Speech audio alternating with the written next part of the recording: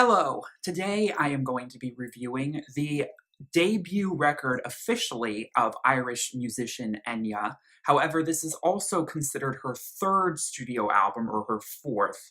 It's a little bit confusing. Basically, the album was released as Enya, self-titled, in March of 1987.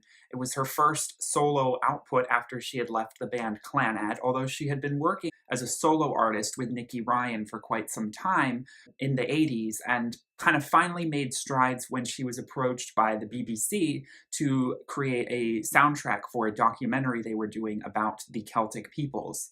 Enya jumped on this opportunity. She'd actually already recorded a song called March of the Celts, which she submitted and they loved.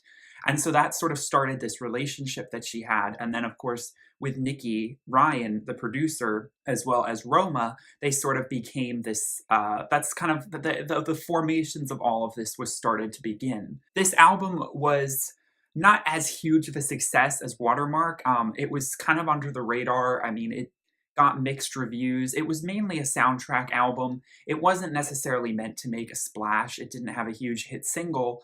However, when Watermark was released the following year, and then there was such success, and then of course Shepherd Moons as well, they decided to re-release this album as the Celts, with a much better cover, I must admit. I do not like the album cover for the self-titled version in 1987 with the stuffed wolves. I think it just gives off a very austere look from Enya that I don't really think fits the sound or vibe of the music, but I love the new cover with her in this beautiful old robe with this beautiful color scheme of deep crimsons and burgundies, and it was released in November of 1992, this time with a slightly altered version of one of the songs. Otherwise it was an entirely similar track listing to the original, and this sold way, way better, as you can imagine, as there was actually promotion done for it and whatnot. So it's a little confusing for me to describe this as a 1987 record or as a 1992 record. Ultimately, you know, the one that you will find on iTunes and everywhere is the 1992 version, but there isn't actually that much difference except for the song Portrait Out of the Blue, which was originally just called Portrait on the on the original issue, with Out of the Blue in parentheses added as a sort of extra piano instrumental in the middle of the song. It's not much of an addition. I would have loved to have seen them include a little bit more, I think, for this reissue, but at the same time, I think they realized that almost no one had heard of that Enya self-titled album, who had fallen in love with her music because of Shepherd Moons and Watermark, so they kind of felt like it was a new CD all over again. They did release a music video for the Celts along with this album when it was released in 1992. It is a beautiful music video featuring Enya in Ireland riding a horse in quite regal settings. Now, a lot of people would criticize this video and say, historically, this video doesn't quite make that much sense. This is alluding to the Celts and their folklore. The Celts didn't have big castles. They were not the Anglo-Saxons or the Romans.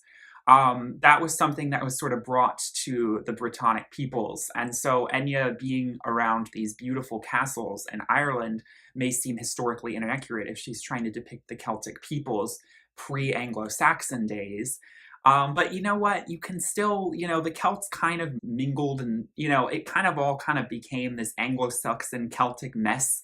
And they still would be, you know, in castles. So you can forgive. I mean, who wouldn't want to see these beautiful, you know, ruinous castles used as backdrops for the very medieval fairy tale setting for this music video? And as the title track, The Celts, which opens up this album, sounds, it is the soundtrack for the BBC version, and it gives this very ominous and spiritual tone to what we consider otherwise to be sort of like a Celtic marching hymn. This song doesn't feel so much like a march, and I like that about it. It feels very much more spiritual than that. It does have the essence of a parade or of movement carried by this sort of percussive synthesizer, but at the same time, all of the reverbed, sweeping vocals of her singing in Gaelic create this very airy, atmospheric piece that also has a lot of spiritualism imbued with the use of different symbols. It almost sounds like a gong is used at one point. It has a traditional, but also at the same time very esoteric feel to it. And it's a brilliant sort of example of the craft of Nicky Ryan's production mixed with Enya's ethereal vocal, which is emphasizing vowel sounds more so than consonant sounds. So we get a lot of these deep throatal, eerie sounds from Enya's voice that really punctuate around these beautiful, haunting melodies and words that, of course, are in a language most of us can't understand, but it just feels so spiritual. And at the same time, triumphant. The marching rhythm is there, and it does feel like a song that is proud of its heritage, a song that is moving forward, that isn't, dwindled away in the annals of history. This song is a celebratory ode to the Celtic peoples, and I think it is a brilliantly done version for that. And it is one of my favorite songs on this record. And I love the music video. I love the shot of her where she is, as you know, she's inspired by a lot of artists, visual artists, painters.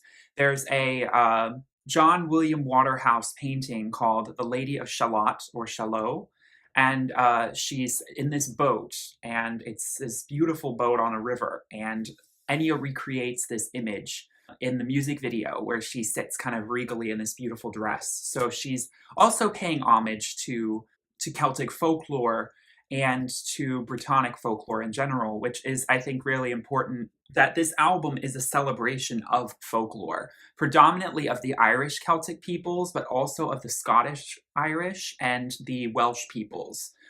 Keep in mind, they are all part of the same Celtic family, even the Cornwall people, deep in Cornwall, as well as people in Brittany, in France, and some in Spain. I think there were a few in the Iberian Peninsula.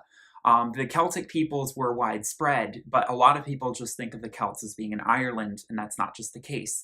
There is a Scottish variant of Irish, of Gaelic, and the Welsh language, which sounds nothing like Gaelic, which she does sing in. She sings in both Welsh and Gaelic, is another iteration of the Celtic peoples, but with a very different folklore and mythology, but just as interesting. And there's a lot of crossover, of course, as well. Remember, these are the indigenous people of the British Isles. The Romans and the Anglo-Saxons are not the true Brittonic peoples. The British Isles were visited by so many people, including them as well as the Vikings. So it's hard to distinguish the roots of the Brittonic peoples. But in Ireland today, there's the strongest root sort of preserving this. Unfortunately, Welsh in Wales is a bit of a dying language, although it is trying to be preserved. Irish is, the language Irish is still really, really trying to hold on strong. And I wouldn't consider it a dying language like Welsh is, even though they're both still spoken in certain parts of those territories a lot. Scottish Gaelic, which is very similar to Irish, though a bit different, I think it's just a dialect difference, is a lot more uncommon. And in Cornwall, I mean, there's very little left of the original Cornish peoples. It's very sad. I think there's another Brittonic people group from the UK, from the England. Anyway, this could turn into a cultural history lesson, but let's talk about the music some more. We have a song called Aldebaran, which was a song that when I hadn't heard until around 2012, but I had known of Enya for quite some time. But this was one of those songs that I heard and I was like, why had I not heard this sooner? It entranced me in a way that only Enya can do. It gave me this feverish excitement about her music. There is just something special about euphoric, esoteric nature of this song. It is very cosmic feeling. It is very, very, very spiritual. The keyboard riffs are so cascading and so melodic and at the same time mournful. It just creates this aura of mystery all around you, and it feels very fantastical. As we know, Aldebaran is a star located in the constellation of Taurus, which, by the way, is the zodiac of Enya herself. In the Arabic language, this title translates to the follower, as it follows the Pleiades cluster of stars, and the song is based on what Enya describes as the future Celtic people. She always kind of talks about the future, and her music is very future feeling. There's an interesting tie-in with the Loxian people that Roma Ryan created. Enya and Roma have often thrown around the idea that the Loxian people are actually the Celtic people of the future, going off into the galaxy on their spaceships. It's a very sci-fi twist here to history. And so the idea of the song was sort of these Celtic peoples passing Aldebaran as they voyage through the cosmos on their journey, their migratory journey, as the Celtic people were quite a migratory people group. The layering is just exquisite. Nikki Ryan did a phenomenal job producing this track. I wish a music video had been made, but at the same time, it's one of those songs that's so otherworldly, so ethereal. I don't know how visuals could do it justice. It's purely about the sound and the enrichment of it because of the feelings it swells up within you. Her playful, sort of childlike vocals mixed with this very rippling, beautiful, cascading sound. It's very mesmerizing. So I Want Tomorrow would be considered one of the original singles. If the Celts was then used as a big single later in the 1992 version of this album, I Want Tomorrow was technically Enya's first real single. This was released in 1987 with a music video that I have to admit is one of the strangest music videos ever. It's a bit bizarre. It features Enya appears to be electrocuting with her finger. I don't know much more than that. Watch it for yourself if you have not seen it. It's a very dated video. And obviously the budget was not there at the time, and the song is more important. I would say don't think too much about the video. The song is where the meat of the matter is, and this song is very beautiful. On the surface, it's about, that angst of the present moment and wondering what the future may bring. I want tomorrow. I want a better moment in my life to come. Dawn breaks, there is blue in the sky, your face before me, though I don't know why. Thoughts disappearing like tears from the moon. Waiting here as I sit by the stone, they came before me, those men from the sun. Signs from the heavens say I am the one. Now you're here, I can see your light, this light that I must follow. You may take my life away, so far away. Now I know I must leave your spell. I want tomorrow. I always interpret this as possibly confronting, some sort of deity of death or of the afterlife, and having them seem as though they're coming to take you, and you saying, I actually don't want you now. I want tomorrow. I want to live on. Signs from heaven, as she says, saying, you could come with me if you want. Maybe there's so much sorrow in her heart, and she's contemplating ending it all right now and going to heaven, going into the sun prematurely, but sort of finally realizing in this very mournful and reflective ballad that she wants to stay on Earth for one more day at least. There's a very interesting instrumental of a guitar in the breakdown of the chorus and the bridge, which is so unique to Enya's music, which gives it a little bit of a classic rock lean, which I think is perfect because it just shows the versatility in Enya's catalog.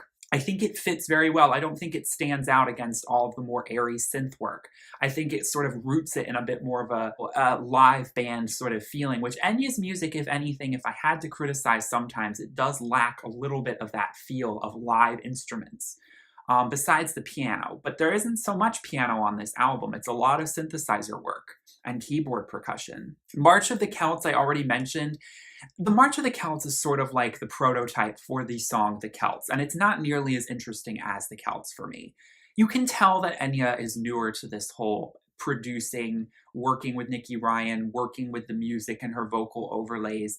This was experimental. It was definitely much more traditionally composed, and it's Enya being a bit more conservative melodically, and that kind of carries through in I think a lot of the other tracks that we have following on this record. Conservative is a good word. They don't reach out and soar or grab you. They do start to become a little bit elevator music-like, and you can definitely sort of see how this was made to just sort of be soundtrack music for a documentary. Not to say that it's completely uninteresting, but March of the Celts is one of those songs that does border on the not so interesting side, just because it is very repetitive. And like I said, it feels like a march, and it feels much more like describing a visual scene. And without the visuals, it's harder to conjure up the full story, although there is still that Celtic feel to it. And like I said, it's a perfect prototype song for what the Celts will really be as a title track for this record. Deriad an Tuath, which is Irish for end of the tribe. This is a very haunting, ritualistic sounding song which speaks about the Celtic ceremony of Samhain. I know many people are probably familiar with this, which is also on Halloween, sort of their version of Halloween. And it's basically paying homage to the spirits of the soil, of the earth that have passed through it. and using sort of the incarnation of them to ensure the future of the Celtic peoples. So it's a very tribal song about the people's ancestry, rooted in their spiritual beliefs, in their DNA, and celebrating those who have passed and celebrating those who have yet to come. It's a very sweeping, beautiful, ominous version, which has a version in Welsh later on in the record, which is called Underwater, Dan Idur. Dan Idur. I love saying that word, Dan Idur. Now, Welsh is a very strange language. This is the only time Enya ever sings in this language. And this song was based on the village of Capakellen, in Wales, which was flooded intentionally so that they could create a reservoir. I can understand that this is quite a tragic thing, as this village had to be sacrificed for this. It was probably a very historical site, and the fact that history had to sort of be washed away, put under the water, so to speak, so that industry, so that a reservoir, so that energy could be produced, is just a bittersweet sort of morality tale of progress for humanity. It's good to have progress and man-made things, but at the same time, we often wipe away history. And unfortunately, the Celtic peoples, their history has been, I mean, they're really trying to preserve it. It's not like some other places in Europe where the indigenous peoples' histories are so marginalized and also wiped out by all of these things, war, different groups invading them over and over again. The Celtic peoples were kind of stymied by all of this industrial invention and revolution, all of the things that happened in Britain. It's very interesting to research their history. And this is a nod and ode to sort of that. It feels like a lament. There's actually a version that she does which is reversed called Eclipse, which is so much more ethereal and haunting, which is the song but just literally reversed. And it was reissued in a Japanese reissue of the Celts in 2009, I believe. So it was just like an extra bonus track. The song reads, "Beneath the waters there is silence. I call you. There is no company with me. Beneath the waters, silent forever. I call you. The sound is no longer with me." Okay, so next we have a beautiful, very Irish-sounding instrumental with that Julian pipe called "The Sun in the Stream." This is actually based on the mythology of a salmon fish called the Salmon of Knowledge, a creature written about in various texts in Irish mythology, who's allegedly possessed all of the truth of the world and the universe. It's very interesting. I didn't know about that until reading it. I thought this song was just a beautiful sort of contemplative track that Enya wrote inspired by a beautiful, I mean, you can just see the visuals from the instrumental. It's a very playful, beautiful little instrumental track that feels like the sun hitting a beautiful little stream in Ireland. I mean, I can just feel that because of the Celtic undertones, the instruments, the playful nature of it. Very beautiful. To go beyond part 1 and part 2, are these beautiful sort of humming instrumental songs where she vocalizes but doesn't sing any specific lyrics. And I love in To Go Beyond Part 2, which closes out this album, the use of the violin, because it really adds this sweeping bucolic feel. I can't help but think of someone riding a horse in a very kind of Wuthering Heights sort of fashion. It's a very Emily Bronte type feeling song for me. And I just like that tie-in because this album does feel so historical and just fantastical. So we have the song Fairy Tale. This song is very cute. It feels like a song that would accompany the storytelling of a fairy tale to a child.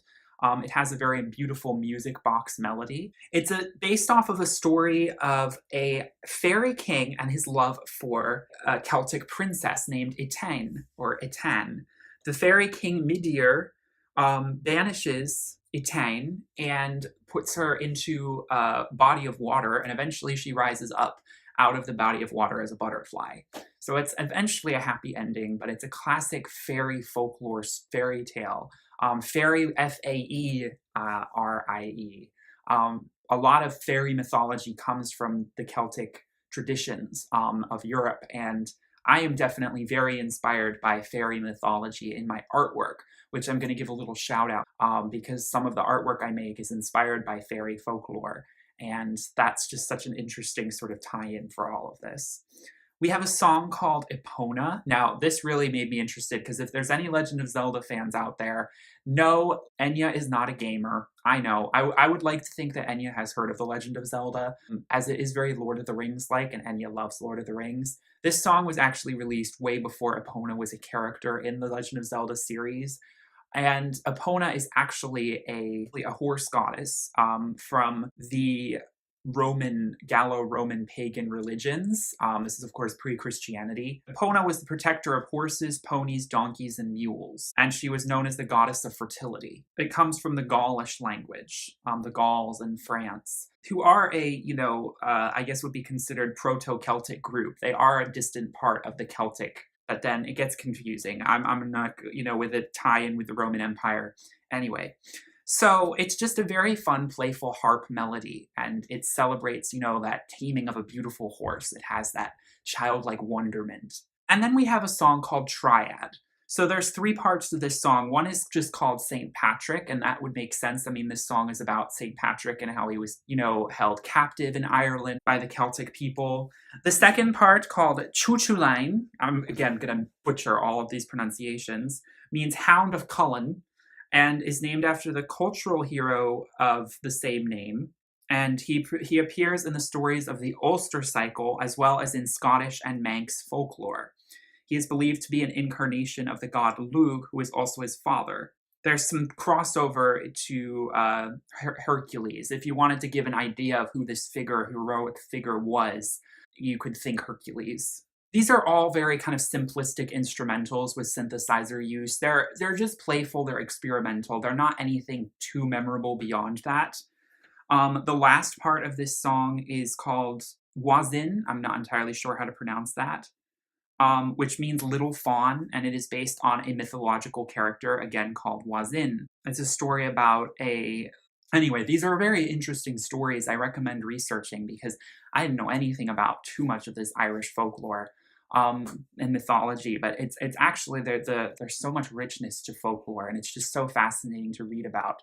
That often gets, put into fairy tales. So we have Portrait out of the blue. This song definitely feels to me like a beautiful piano ballad describing someone being painted or drawn just on a beautiful, summer's day. It has that sort of whimsical feeling, just out in the nature, sort of carefree and in love. There's a bit of a romantic allusion to the beautiful melody there. Boadicea. Now this song is about the Queen Boadicea of the British Celtic Iceni tribe in East Anglia, who led a resistance against the Roman Empire in 60 AD. She is sort of a Celtic hero, even though she was tragically defeated and subsequently she decided to poison herself. It's a very tragic story, although it is still very heroic. She's a bit of a Joan of Arc figure, someone who led the Celtic tribes against that big showdown against the Romans, which sadly didn't go too well. This song is very simplistic, but it is rhythmic and it is powerful. I remember listening to this song when I was just 5 or 6 years old in the car, and because it was on the Paint the Sky with Stars compilation album I heard back then. And this song has been sampled several times by major artists, none so other than the Fugees. It's kind of interesting. The Fugees sampled this in their song Ready or Not from 1996. They didn't ask Enya for permission for this sample, and Enya was going to go through with a lawsuit, but it says in Wikipedia she found out that they were not gangsta rappers, so she decided not to follow through with the suit. Now, that's a bit of an interesting reason to not infringe upon the copyright issues, to say that they decided they were not gangster rappers. The Fugees are, they're not really, but they are a hip-hop group, and I mean, I know Enya's well-meaning. I can understand if she thought that this was some more kind of thuggish gangster group that she was like, oh, I don't want them profiting off my music. But she sort of came to realize that they were a little bit more than that, and so decided to let them have it. And they actually compromised. The Fugees credited her in all the later pressings of the album on the cover with a sticker. So there wasn't any bad blood between them. P. Diddy actually contacted Enya in 2003 to sample that song, and she gave permission. By R&B artist Mario Winans, who samples it, produced by P. Diddy. And this song went really high on the Billboard Hot R&B and Hot Pop Singles chart. So Enya's gotten a lot of success from possibly being sampled by other artists. I've already talked about Rihanna sampling her in other parts. She's been sampled by so many artists, but Boadicea has been in a lot of soundtrack samples throughout the years, even to the present day. Dominantly in the hip-hop sphere, but also in the new age sphere and is in film. But it just is a beautiful song that emphasizes harmony and how Enya's vocals can be layered and repeated in this very ethereal rhythmic pattern, but the harmonies can create such interesting melodies by the layering that they do, which is very smart. So I already talked about Dani Dur. There is Bard Dance, again, another beautiful song. If anyone is familiar with a bard, it's basically a traveling musician who would sing songs and write songs for, you know, various people in medieval times, kings, wanderers, travelers, heroes. Bard has been a staple of a lot of that sort of folklore. And this song definitely feels like a dance around a campfire. It's very cute, very playful. And then there is, like I said, To Go Beyond Part 2, which has that beautiful violin ending, which just adds that sort of traditional but also dramatic kind of ending to this record that roots it in tradition, but also in this sort of story arc. And it just is a bit of flavors of all of these different elements of traditional music, used predominantly with synthetic instruments, which is really interesting. Although there are harps used, traditional drums, piano, some guitar, like I said, and some Uilleann pipes, some traditional Irish pipe music as well, which is so iconic. This album is a beautiful tribute to Celtic culture and to the Irish people. And I highly recommend anyone who is interested to dive into more of Irish mythology and folklore, because there's so much there. They were such an interesting people groups. I'm very interested in the Druids, a people group that Enya has used mythology from for other albums, like my personal favorite, The Memory of Trees, which is very Druidic inspired. And all in all, it's not my favorite Enya record by any means, but it's something special, just like all of her other records are. As it's a little quieter, it's not going to assert your attention as much, and it does feel a little bit more like background music at times. Keep in mind, this was mostly made for a soundtrack, but there are moments, and of course the whole thing together, it just feels very charming, very quaint, and soft-spoken, but it doesn't need to be overtly assertive. The Celtic people were not the Romans. You know, they were much more in tune with nature. They weren't these big marching. I mean, they were warriors, but it was a different. You know, this embodies their essence, I think, in a very fitting way. It's not over heroicizing them. It's emphasizing sort of the more mysterious and whimsical nature of their storytelling and of the people themselves. And I think it's a great, you know, starting point for her music as she was starting to get her footing, and Nicky was starting to get his footing with the production of the reverb and the layering and sampling and synthesizer work, which just gets accelerated and used stronger on albums like Watermark, Shepherd Moon's Memory of Trees. So this is a great foundational opening act for Enya in her career. This makes me come full circle. I have reviewed now every official studio album by this Irish musician on this channel, so I will link in the description all of my reviews, as I have reviewed all of her now released albums. So that's quite exciting. The next Enya video I will make will be about all of her unreleased non-album singles, her B-sides. She has plenty of them, and I'm very excited to talk about them. That'll include also talking about Paint the Sky with Stars, a song I really love of hers, which is not on any official album, but it is on the compilation album Paint the Sky with Stars. So look out for that video coming in the coming months. Please give this video a like and subscribe if you enjoyed any Enya founds out there, and please in the comments, if you wanted to talk more about any of these mythological stories that these songs are inspired by, or anything more information you have about these songs, please share in the comments and your experiences with them. I'd be happy to read and comment. Thank you so much for watching. Have a wonderful, blessed day. Peace, love, and light. Bye.